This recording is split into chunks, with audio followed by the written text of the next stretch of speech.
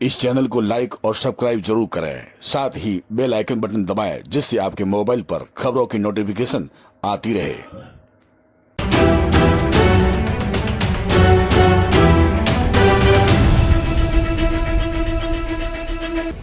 नवरात्रि के 9 दिन शराब व मांस की दुकानों पर प्रतिबंध लगाए जाने की मांग। बजरंग सेना राजस्थान की शाखा के सदस्यों ने सौंपा नगर पालिका अधिशासी अधिकारी के नाम ज्ञापन।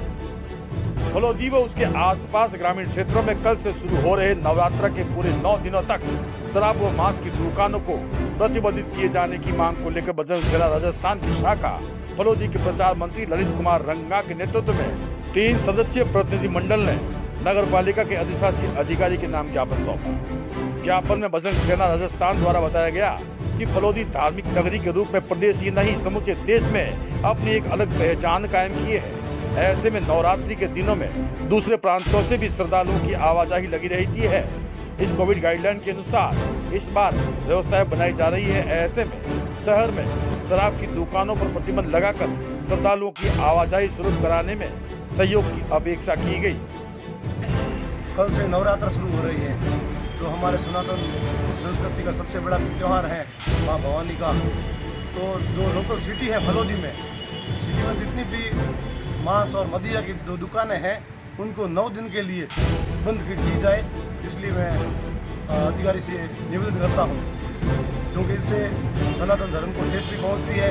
क्योंकि हम लोग चाहते हैं, बजरंग सेना भी यही चाहती हैं कि जीवों की हत्या न हो। और ऐसे पवित्र दिन में बहुत ही गलत है, जो कि धर्म पर आघात है इस तरह का। हम यही चाहते हैं कि हमारी माताएं और बहनें तो मंदिर भी जाती हैं दर्शन करने के लिए, नवरात्रा है, तो जब भी वो रोड पर चलती हैं तो ऐसे कचरे के ठेले लगे होते हैं मांस मदिरा के, तो इससे उनकी भावनाओं को आहत होती हैं।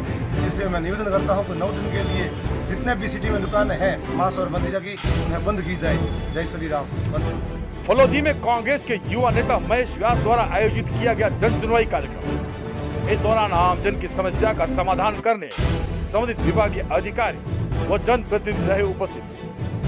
फलोदी विधानसभा क्षेत्र की विभिन्न समस्याओं को लेकर होटल फोर्ट में आज कांग्रेस के युवा नेता महेश व्यास द्वारा जनसुनवाई कार्यक्रम आयोजित किया गया, जिसमें एसडीएम यशपाल आहूजा के समक्ष ग्रामीण क्षेत्र से विभिन्न पंचायत के सरपंच व ग्रामीण जनता अपनी समस्याओं के साथ आए, जिस पर एसडीएम आहूजा व कांग्रेस के नेता व्यास ने संबंधित विभागों के अधिकारियों को दिशा निर्देश देते हुए आमजन की समस्याओं के निस्तारण का प्रयास किया। जन सुनवाई के दौरान व्यास ने बताया कि फलोदी विधानसभा क्षेत्र के किसी भी क्षेत्र की समस्या हो उसे सुना जाएगा व उसका तुरंत प्रभाव से संबंधित विभाग के अधिकारी गण को सूचित कर उसका समाधान किया जाएगा। आमजन द्वारा आज पानी, बिजली, नलकूप, नहरी, सड़क निर्माण कार्य आदि विभागीय समस्याएं व आमजन द्वारा लिखित में दी गई, जिसकी संबंधित विभाग के अधिकारियों को सूचित कर, जिसमें तहसीलदार, जल स्वास्थ्य अभियांत्रिक विभाग के कनिष्ठ अभियंता, विद्युत विभाग के सहायक अभियंता, आईजीएनपी अधिशासी अभियंता, सार्वजनिक निर्माण विभाग के सहायक अभियंता, पंचायत समिति से अतिरिक्त विकास अधिकारी महेंद्र जोशी के समक्ष सुनकर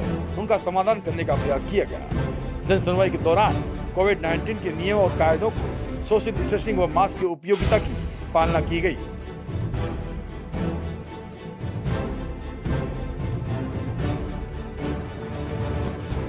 एडीएम की पहल पर लगा सड़क दुर्घटनाओं पर ब्रेक। शहर से सटे ओवरब्रिज को जोड़ने वाले सड़क मार्गों पर हो रहे थे एक के बाद एक लगातार सड़क हादसे। फलोदी में नेशनल हाईवे 11 स्थित ओवरब्रिज को जोड़ने वाले सड़क मार्ग पर डिवाइडर के अभाव में अनजान वाहनों के दुर्घटनाग्रस्त होने के मामलों पर एडीएम हाकम खान की पहल पर ब्रेक लग गया। जानकारी के अनुसार शहर के नागौर रोड व एक सिनेमा हॉल के ठीक पास से होकर गुजरते सड़क मार्ग पर लगातार वाहनों के दुर्घटनाग्रस्त होने के मामले सामने आ रहे थे, जिस पर गंभीरता से संज्ञान लेते हुए फलोदी एडीएम हाकम खान द्वारा संबंधित विभागीय NHAI सहित अन्य अथॉरिटीज से संपर्क कर मामले की लिखित सूचना देकर जल्द ही दुर्घटनाओं के चिन्हित पॉइंट पर डिवाइडर बनाकर हो रही दुर्घटनाओं पर ब्रेक लगाने को लेकर दिशा निर्देश जारी किए गए। फलोदी एडीएम खान के दिशा निर्देशों पर कार्य करते हुए NHAI द्वारा तुरंत प्रभाव से कार्य करते हुए फलोदी में दुर्घटना के पॉइंट कहे जाने वाले सड़क मार्गों पर डिवाइडर बनाकर दुर्घटनाओं पर ब्रेक लगा दिया गया। बीते 9-10 महीने से इन दोनों पॉइंट पर 10-12 एक्सीडेंट हो चुके थे। एनके सिनेमा के सामने लगातार एक्सीडेंट हो रहे थे। लोग डिवाइडर नहीं होने के कारण रोड को क्रॉस करते थे, दूसरी तरफ से व्हीकल आते थे और व्हीकल पलट जाते थे। कई मौतें भी यहाँ हुई। ये जस्ट मेरे घर के सामने था। जब ये दृश्य में देख रहा था मुझे बहुत दुख होता था। प्रशासन अपना प्रयास कर ही सकता है। इसके लिए हमने NHAI के PD को, जो यहाँ पर है मिस्टर आत्मानंद एजेंट साहब, उनको और NHAI की दूसरी अथॉरिटीज जो बीकानेर बैठती हैं उनको बार बार लिखा, बार बार उनको रिमाइंड किया। हम आपको बता दें कि फलोदी शहर में नेशनल हाईवे 11 व स्टेट हाईवे 61 जोड़ने वाले सड़क मार्गों में एक भी सड़क मार्ग सुरक्षा के किसी भी पैमाने पर खरा नहीं उतर रहा। चाहे फलोदी के मलार रोड हो या नागौर रोड चौराहा या सिनेमा हॉल या महेंद्र चौराहा के साथ एका चौराहा, ये सभी मार्ग दुर्घटना के पॉइंट माने जाते हैं। यहाँ अत्यधिक दुर्घटनाएं देखी जाती हैं।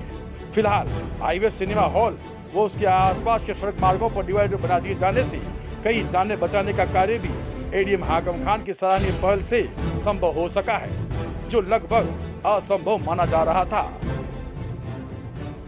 उनको रिमाइंड किया। जब एक्सीडेंट होते थे उनका पिक्चर देकर भी मैं उनको भेजता था कि किसी दिन यहाँ पर बहुत बड़ा एक्सीडेंट भी हो सकता है। बड़ा दुख होता है जब किसी व्यक्ति की जान लापरवाही के कारण जाती है। यदि डिवाइडर नहीं होगा तो लोग लापरवाही पूर्वक उसको पार करेंगे और एक्सीडेंट के शिकार होंगे। तो बड़ी खुशी की बात है कि यहाँ पर उन पत्रों के क्रम में काम शुरू हो गया है।